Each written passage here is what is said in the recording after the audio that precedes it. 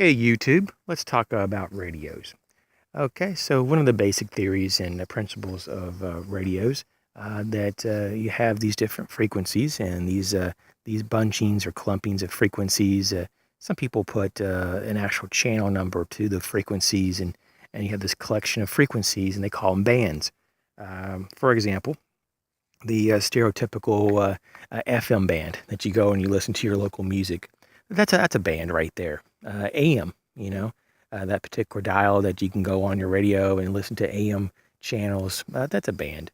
Shortwave has it's made up of various bands. It's a very large allocation of electromagnetic spectrum that goes pretty low on the spectrum of radio bands, and it goes all the way up into approximately, I think it's around 26, 27 megahertz, roughly, would be considered in a broad sense shortwave.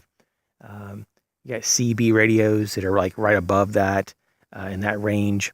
And then, of course, you have, just various other types of bands, like public safety bands that can vary from place to place, cell phone bands. So they're just a collection. So that's all that is. So when you hear about radio bands, you have to just get more specific about which one they're referring to, and maybe even inquire about the frequencies that are within it. And just like amateur radio, also known as ham radio, they have various bands depending on if you're into HF, which means high frequency, which is can be found actually in some of the shortwave allocations. In between those bands are tucked various amateur bands. And then you have maybe some UHF, or even below that a little bit, you have some of the VHF, like the 2-meter bands, and the UHF would be like the 440 bands.